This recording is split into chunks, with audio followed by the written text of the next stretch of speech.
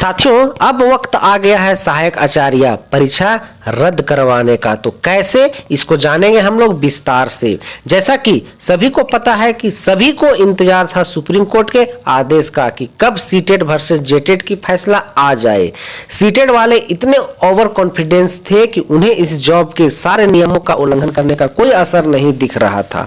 कब तक? तो जब तक कि उनके फेवर में फैसला आने की उम्मीद थी। उन लोगों को पूरी उम्मीद थी कि जो जजमेंट आने वाला है वो सीटेट के फेवर में आने वाला है, क्योंकि उन लोगों ने नोटिफिकेशन को ध्यान से पढ़ा नहीं, नियमावली तो आइडिया था नहीं, सिर्फ और सिर्फ कॉन्फिडेंस था, ओवर कॉन्फिडेंस था कि मेरे पक्ष में फैसला आने वाला है। उन्हें अब नियमावली नियमों में सैकड़ों डिमेरिट नजर आने लगे हैं। अब वे इस परीक्षा को ही रद्द करवाने को लेकर उतारू हो चुके हैं। तो क्या कितने पॉइंट उन लोगों ने निकाल करके रखा, आइए देखते हैं। जय हिंद, नमस्कार, जोहार। साथियों, चैनल में नया है तो चैनल को सब्सक्राइब करके वीडियो को लाइक और दोस्तों तक शेयर करिएगा, क्योंकि अब मामला सीटेट और जेटेट के सुप्रीम कोर्ट का तो फैसला आ चुका। अब राज्य में अपने भाई बंधु लड़ रहे हैं, क्या क्या रणनीति बनाई जा रही है उसको देख लेते हैं। जैसा कि साथियों आप देख पा रहे हो कि बंधुओं ने क्या क्या लिखा है कि अब वक्त आ गया है इस बहाली को ही रद्द करवाने का। अब उन लोगों ने ठान लिया है इस बहाली को ही रद्द कराना। क्यों? क्योंकि इसमें ढेर सारे अब डिमेरिट हो गए हैं, नियमावली का उल्लंघन हुआ है। क्या क्या है? जैसा कि आप पहला देख पा रहे हैं कि जब मामला हाईकोर्ट में था तो जजमेंट रिजर्व था, तो विज्ञापन क्यों निकाला गया? पहला डिमेरिट उन लोगों ने खोज लिया। कब तक? जब तक सुप्रीम कोर्ट का रिजल्ट नहीं आया था। दूसरा है कि अगर नोटिफिकेशन में बदलाव नहीं होना चाहिए तो इस विज्ञापन में बहुत बार बदलाव हुए हैं, जिसमें जेटेट अभ्यर्थियों को भी बाद में फॉर्म भरवाया गया। सीटेट को भरवाया गया उसकी बात नहीं है, जेटेट को भरवाया, उनको इसकी परवाह है।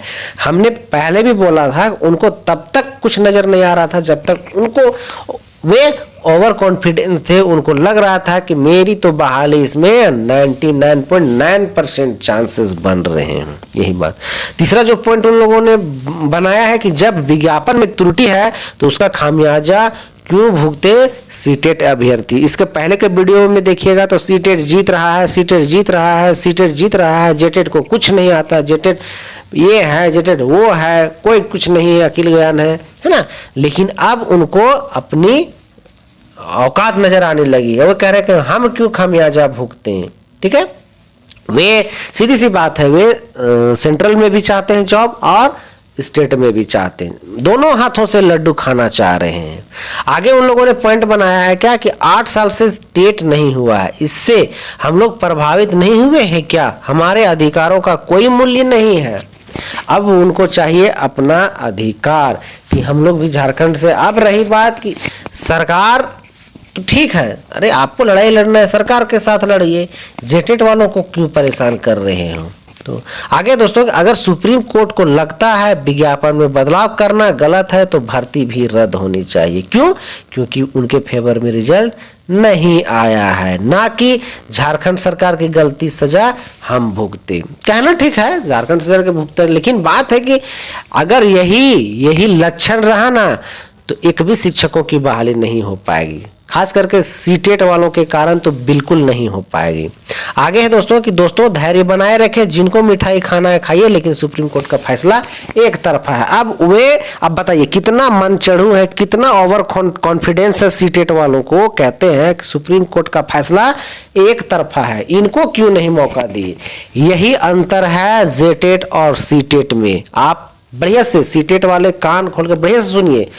आप हमें पता है कि आप कमेंट में गाली दोगे, कोई फर्क नहीं पड़ता है, वो आपकी सोच का ही परिभाषा रहेगा। लेकिन यही तो एक बात है कि आप लोग इतना मनचढ़ू थे, आप लोग इतना ओवर कॉन्फिडेंस थे कि सुप्रीम कोर्ट के फैसला को एक तरफा कह रहे हैं। और आगे क्या है कि और अब हमें इस भर्ती को ही रद्द करवाने पर ध्यान देना है, जेटेट हो या और अब भर्ती 50,000 पदों में हो। अब उनका ऐसा मानना है कि नहीं, इसको रद्द करवाएंगे तो हम लोग डायरेक्ट 50,000 में शामिल हो जाएंगे। ये कभी होने की समय, ये कभी भी नहीं हो सकता। आप इसको लिख लीजिए बढ़िया से कागज में। दोस्तों सीटेट वालों से मैं रिक्वेस्ट करना चाहता हूँ, यदि आप चाहते हैं कि कहीं जॉब वॉब बढ़िया से जॉब कर पाओ तो पढ़ाई लिखाई में ध्यान दो, कहीं जॉब में ध्यान दो, इन सब में मत पढ़ो, कुछ नहीं मिलने वाला है आपको। अंत में इन लोगों ने क्या लिखा कि जब मेरा ही नहीं हुआ तो तेरा भी नहीं होगा। इस भर्ती को रद्द करने के लिए हजारों पॉइंट है हमारे पास। जो भी बंधु ने इसको बनाया है वो एक वकील से भी ज्यादा नॉलेज रखते हैं। उन्होंने बहुत सारा पॉइंट बना लिया है, ठीक है। अब वे फिर यहाँ एक ओवर कॉन्फिडेंस उनमें आ गया कि हमने तो इतना पॉइंट बना लिया है कि मैं लाखों पॉइंट बना करके रखा हूं, ये इसका रिजल्ट जो है वो रद्द हो जाएगा। परंतु भाई आपको शायद बढ़िया से नॉलेज नहीं है, ठीक है। ये जो पॉइंट आप पकड़े हैं, बढ़िया पॉइंट बढ़िया पकड़े हैं, लेकिन आपका नियत साफ नहीं है, ठीक है। आप कहीं के नहीं रहोगे, कहीं के भी नहीं रहोगे, ना ही सीटेट तो कभी आप जितने भी सेंट्रल लेवल के स्कूल में वैकेंसी आएंगे उसमें तो आप जा ही नहीं पाओगे। पहला चीज, चूंकि आपका ध्यान तो इधर भटका हुआ। हमें पता है कि ये जो बातें हैं कुछ चंद लोगों ने लिखा है और उनके चलते क्या है कि सीटेट की पूरी कम्युनिटी आज बदनाम होने के कगार पर है। दोस्तों मैं फिर से एक बार कहना चाहूंगा कि इसमें भी फंडिंग का मामला हो सकता है, इसलिए सोच समझ करके, चूंकि पता है कि हमें भी पता है कि जेटेट वालों से ज्यादा नॉलेजियस है सीटेट वाले, लेकिन अब यहाँ सूझबूझ की परिचय आपको खुद से देने हैं कि क्या करना है क्या नहीं करना है।